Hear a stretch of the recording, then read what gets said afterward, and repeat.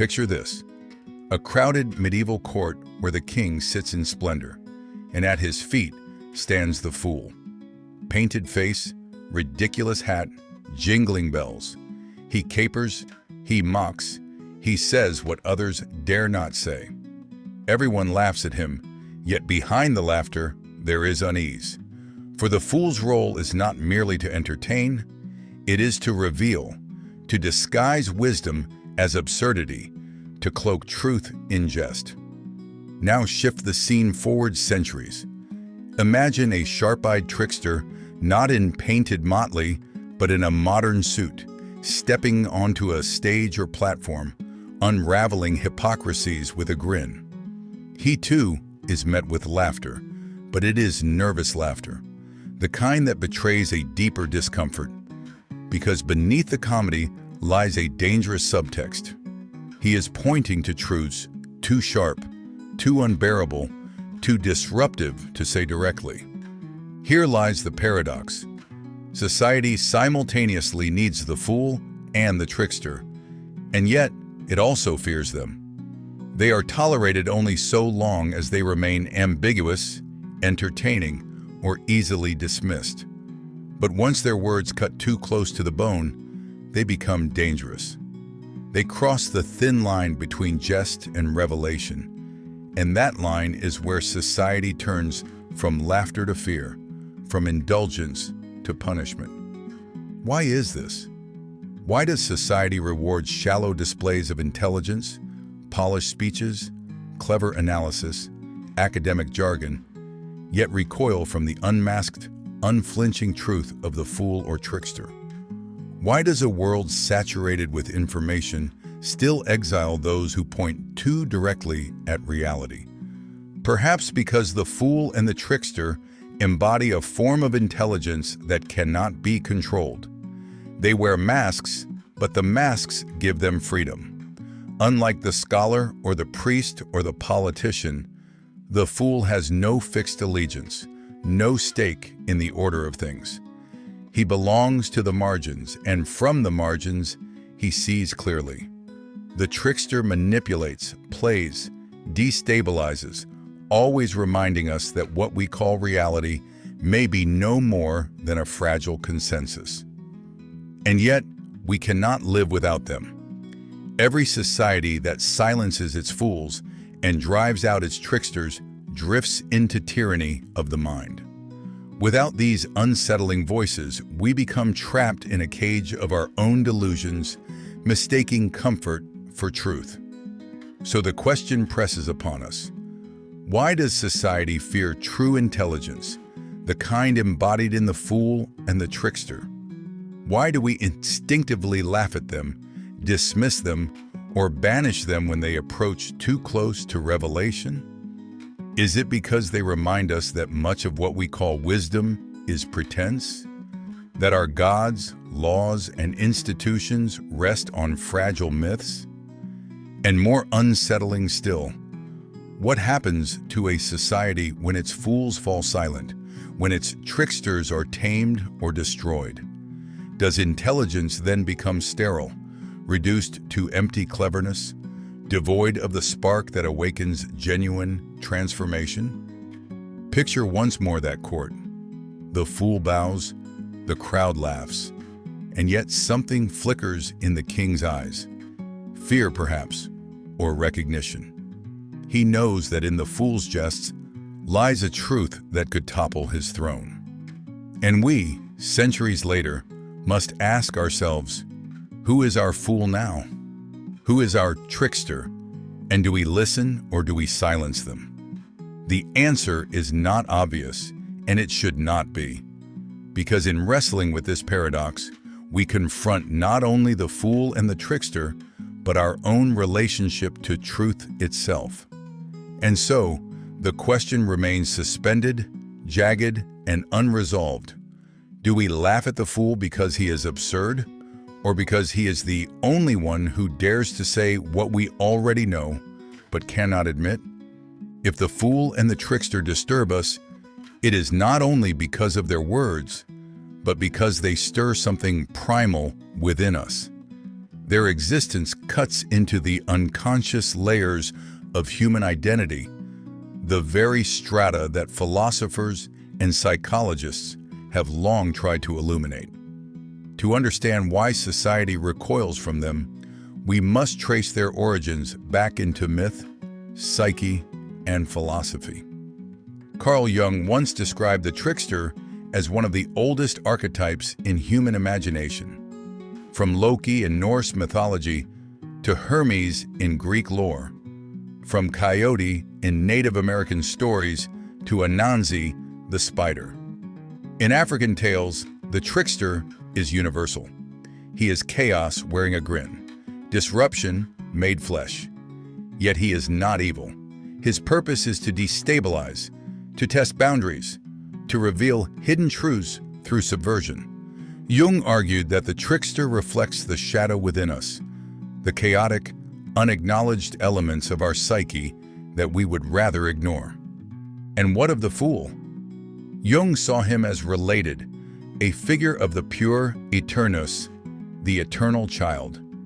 Innocent, naive, and seemingly powerless, the fool nonetheless wields a strange authority.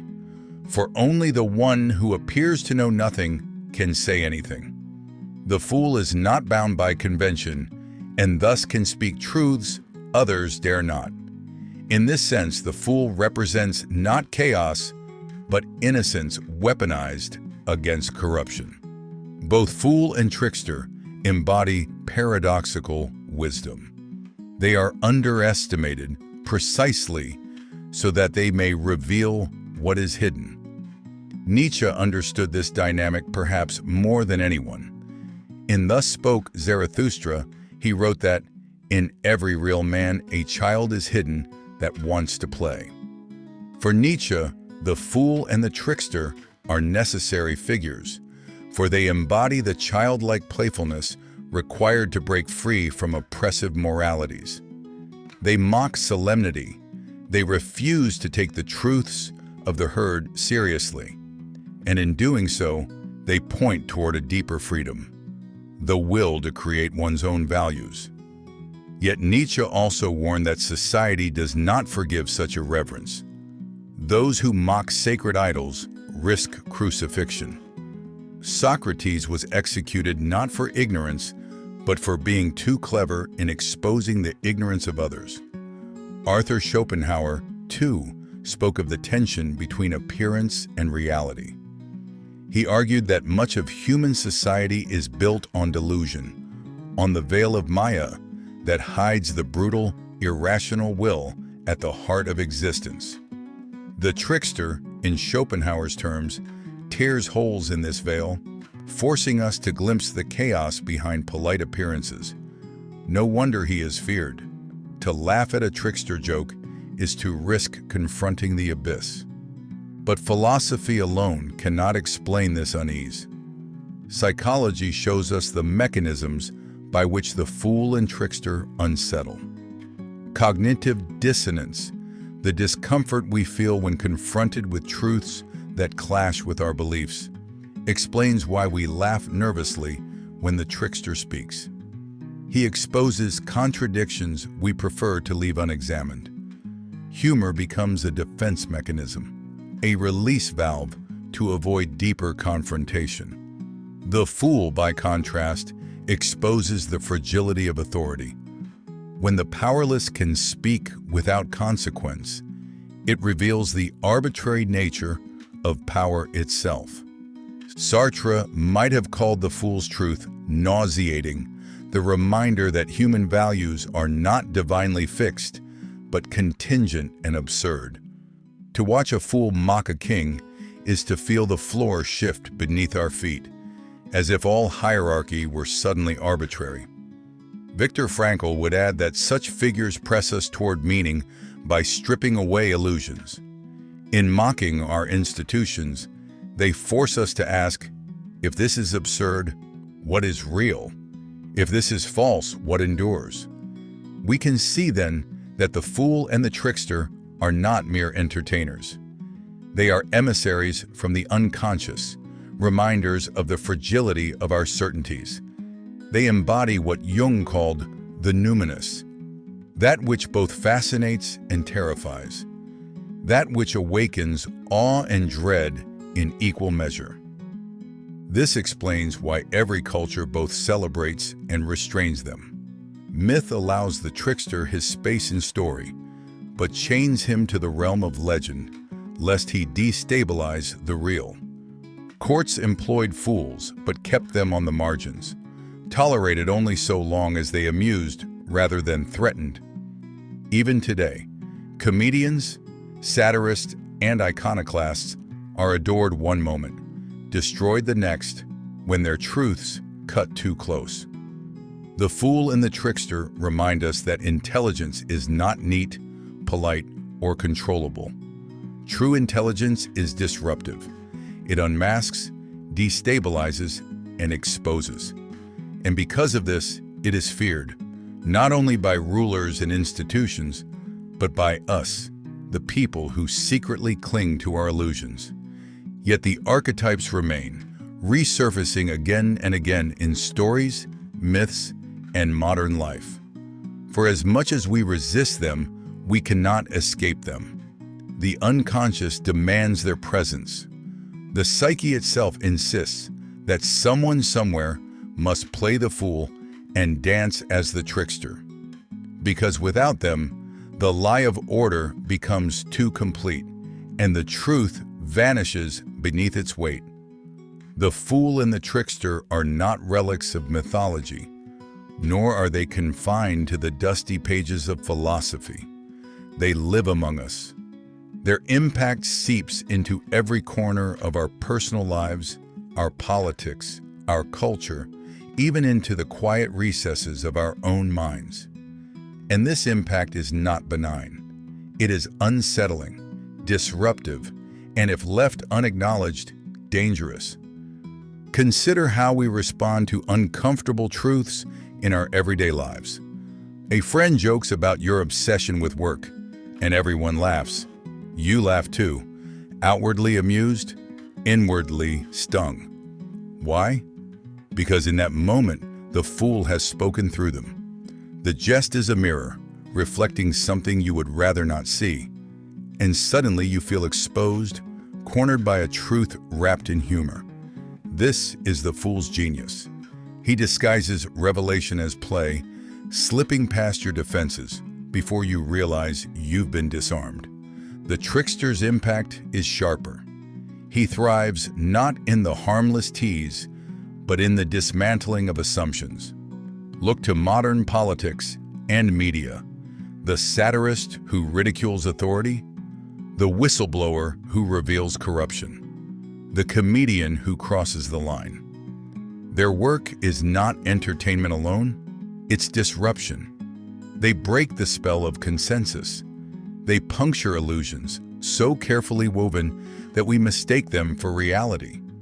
And when they do, they evoke a curious blend of laughter, outrage, and fear. Neuroscience helps us understand this reaction. The brain craves coherence. It seeks patterns that affirm what we already believe. When confronted with dissonance, contradictory evidence, uncomfortable truths, it triggers the amygdala, our threat detection system. Anxiety rises, defenses activate.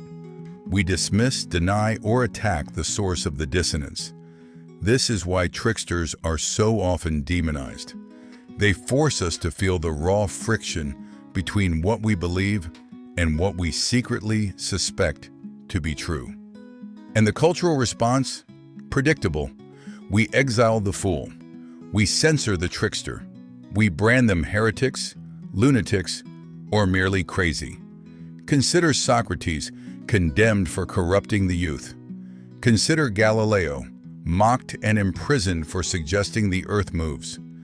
Consider the countless satirists, writers, and thinkers banned or assassinated across history because their words dared to mock the sacred. Each represents society's instinctive reaction. Silence the disruptive voice before it unravels the illusion too completely. But the irony is cruel. The more society suppresses these figures, the more brittle it becomes. A culture without its fools becomes humorless, suffocating under the weight of its own seriousness. A nation without its tricksters becomes fragile, unable to adapt when its myths collapse. For myths always collapse. What remains is whether a society has prepared itself for the shattering or chosen instead to deny it until the very end. On a personal level, the absence of the fool and trickster is equally devastating. Without them, the individual mind drifts into rigidity. We become prisoners of our narratives, addicted to coherence, terrified of disruption. The fool inside us, the inner voice that allows play, humility, and self-mockery, falls silent. The trickster within, the one who challenges our assumptions and questions our illusions, is locked away. And when this happens, we lose the capacity for growth. We become brittle selves, fragile egos, incapable of facing the abyss of our contradictions. This is why anxiety, depression, and existential dread flourish in modern society. We have no space for the archetypes. Our institutions sanitize humor, commodify rebellion, and strip play of its subversive force. Even our so-called rebels are marketed back to us as brands. The trickster's grin has been replaced with a logo. The fool's costume has been mass-produced into a uniform. What once destabilized has been made safe, consumable, and hollow. And yet, deep down, we feel the absence. We sense that something vital is missing.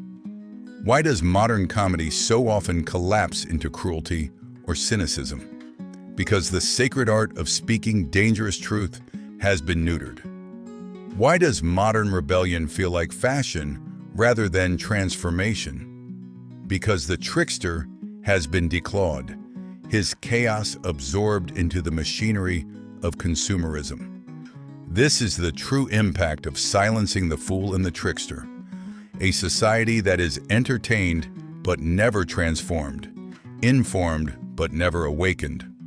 We scroll endlessly, laugh nervously, consume satire without consequence, yet nothing changes. The fool speaks, but no one listens. The trickster grins, but his teeth are gone. And in this vacuum, illusions metastasize, authority hardens, dogma grows unchecked. Individuals retreat into echo chambers where no trickster intrudes, where no fool mocks their pretenses. The result is a culture more fragile than ever, one that cannot bear contradiction, cannot survive disruption, and cannot face truth. This is why the fool and the trickster matter. Their absence reveals the cost of denying true intelligence. Their presence, however dangerous, is essential. For without them, society drifts into madness disguised as order. And without them, we too, individually, sink into comfort that becomes a prison. The impact, then, is not optional. Whether we embrace or suppress these archetypes, they shape us. The only choice is whether we face them consciously or allow their absence to hollow us out. If the fool and the trickster unsettle us, perhaps it is because they reveal a truth we have forgotten. That intelligence is not meant to protect illusions, but to dismantle them. To break free from the fear of these archetypes, we must turn our gaze inward and outward simultaneously, learning not only to tolerate their presence, but to invite them into our lives. The first step is paradoxical. We must learn to laugh at ourselves. This sounds trivial, but it is revolutionary. For laughter at oneself is the fool's gift. It dismantles the ego's fragile defenses, allowing us to glimpse truths without being shattered by them. When we can laugh at our vanity, our pretenses, our small hypocrisies, the fool within us is alive. And where the fool lives, fear begins to loosen its grip. Nietzsche described this as becoming the child, the stage of transformation beyond the lion's rebellion, where one regains the capacity for innocence, play, and creation. To laugh at oneself is to step into this childlike power. It is not humiliation, it is freedom. Because if I can laugh at myself, I cannot be destroyed by mockery. The fool disarms the fear of shame, and in doing so, opens the door to authentic growth. The trickster's liberation, however, is more dangerous. To embrace the trickster is to accept chaos as a teacher. Our society clings desperately to certainty, but the trickster insists that certainty is an illusion. He forces us to see that rules bend, truths fracture, and authority falters. To welcome the trickster is to welcome the collapse of rigid narratives, and with it, the possibility of transformation. History gives us examples. Think of Diogenes, the cynic philosopher, wandering Athens with a lantern in broad daylight, declaring he was searching for an honest man. He mocked Alexander the Great to his face, lived in a barrel, and shattered every social convention. Athens called him a madman, but he was in fact a trickster philosopher, exposing the absurdity of civilized pretense. His life was not destruction, but radical clarity. Or consider the court jesters of medieval Europe. Beneath their jests, they often spoke the most honest truths in the realm. Their laughter was a shield, their motley a disguise. Kings feared them precisely because their words were free. To invite a jester into the court was not weakness, but wisdom.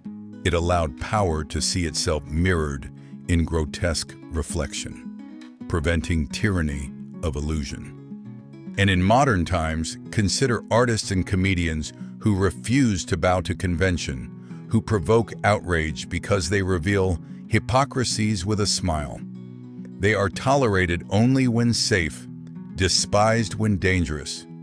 But their true role is not to entertain, it is to awaken. Every age has its jesters, its Diogenes, its chaos bringers. To silence them is to silence the possibility of renewal. So how do we break free? We begin by reclaiming these archetypes within ourselves. The fool lives in our ability to admit ignorance, to embrace mistakes, to laugh at the absurdity of life. The trickster lives in our courage to question, to destabilize our own beliefs, to flirt with chaos rather than hide from it. Together, they teach us that true intelligence is not certainty. It is flexibility, humility, and courage. Psychologically, this means dismantling our defenses against discomfort. It means tolerating cognitive dissonance instead of fleeing from it. The next time a joke stings, we must ask, what truth hides beneath this laughter? The next time a disruption unsettles us, we must ask, what illusion has just been broken? To reframe discomfort as revelation is to see the trickster not as enemy, but as guide. On a collective scale, breaking free requires cultural spaces where fool and trickster voices are not only tolerated, but honored. A society that thrives is one that allows comedians, satirists, artists, and provocateurs to speak without being tamed into propaganda. It is one that understands that disruption is not weakness, but resilience, the ability to laugh at its own myths, to endure contradiction without collapsing. This perspective flips the script. Intelligence, we now see, is not about reinforcing order, but surviving its collapse. The fool and the trickster do not destroy society, they inoculate it against its own delusions. They are not enemies of truth, but its guardians, reminding us that reality is always larger, messier, and more unstable than we wish. And so the path opens before us. To break free is not to escape the fool and trickster, but to integrate them, to let their laughter echo in our own voices, to let their chaos sharpen our own minds, to let their irreverence liberate us from our own chains. The question that remains is this: if we dare to embrace them, what deeper revelation might they lead us to? If we follow the fool and the trickster to their end, what do we find? Not entertainment, not chaos for its own sake. We find something far more dangerous, far more liberating: the realization that what we call intelligence has been a mask all along. Society teaches us that intelligence means mastery of systems, fluency in logic, and the ability to solve problems within given rules. Schools reward memorization. Universities reward specialization. Corporations reward efficiency. Politicians reward clever rhetoric. And yet, this kind of intelligence is sterile. It reinforces the structures already in place. It plays the game, but never questions the game itself. The fool and the trickster reveal the deeper truth. True intelligence is not mastery of rules, but the courage to break them. It is not about protecting illusions, but about enduring the collapse of illusions without despair. It is not cleverness, it is wisdom born of chaos. This is why society fears them. Because if intelligence is redefined in their terms, then power loses its grip. Kings lose their crowns. Priests lose their dogmas. Corporations lose their branding. Politicians lose their slogans. The very foundation of authority rests on the assumption that intelligence means obedience to order. But the fool laughs at order, and the trickster dances on its ruins. The ultimate revelation is this: the fool and the trickster are not outsiders to society, they are its hidden core. They are the reminder that every structure is fragile, every narrative provisional, every certainty temporary. They embody the truth that life itself is absurd, chaotic, unpredictable, and that the highest form of intelligence is not denial of this chaos, but harmony with it. This is why Dostoevsky, through his characters, insisted that man is not merely a rational animal, but a contradictory, self-sabotaging being who rebels even against his own happiness. The fool accepts this contradiction. The trickster amplifies it. Together, they reveal that intelligence divorced from chaos is not intelligence at all. It is slavery to appearances. Look around. Our age is drowning in information, yet starving for wisdom. We prize data, algorithms, and predictive models, but recoil from the laughter of the fool who says, "This is all absurd." We admire innovation, but reject the trickster who whispers, "Your sacred systems are built on sand." The irony is unbearable. In silencing the fool and trickster, we have made ourselves stupid in the truest sense. Clever? Yes. Efficient? Yes. But blind to the fragility of the world we have built. What happens then if we embrace the revelation? Life becomes unbearable, yet also infinitely richer. For the fool and trickster show us that to live authentically is to live without guarantees. To see the world not as fixed order, but as perpetual play.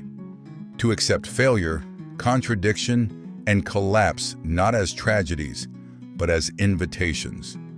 This is the wisdom of Zen koans, riddles designed to shatter the rational mind. It is the wisdom of Nietzsche's eternal return, asking us whether we can affirm life even in its most absurd repetition. It is the wisdom of Jung's individuation, which requires confronting the trickster shadow within ourselves rather than banishing it. It is the wisdom of every prophet, poet, and madman who has dared to say, "The truth is larger than your systems." Can you bear it? The fool asks, "Can you laugh when the world makes no sense?" The trickster asks, "Can you dance when the ground dissolves beneath your feet?" These are not rhetorical questions. They are the test of intelligence itself. And perhaps this is why society fears true intelligence, because it requires courage. It requires letting go of illusions we cling to for safety. It requires us to admit that we are not in control, that our gods and systems are fragile inventions, that meaning itself must be created anew in every moment. Most people do not want this burden. They would rather be clever than truly intelligent. They would rather laugh at the fool than laugh with him. They would rather curse the trickster than join his dance. But the invitation remains. The fool waits at the edge of the court, bells jingling. The trickster lurks at the borderlands, smiling in the shadows. They are not here to destroy us. They are here to free us, if we dare. And so the closing truth is as unsettling as it is liberating. Intelligence is not safety, not control, not certainty. Intelligence is the courage to embrace chaos without losing ourselves. The fool knew it all along and laughed. The trickster knew it all along and grinned. The question now is, will we?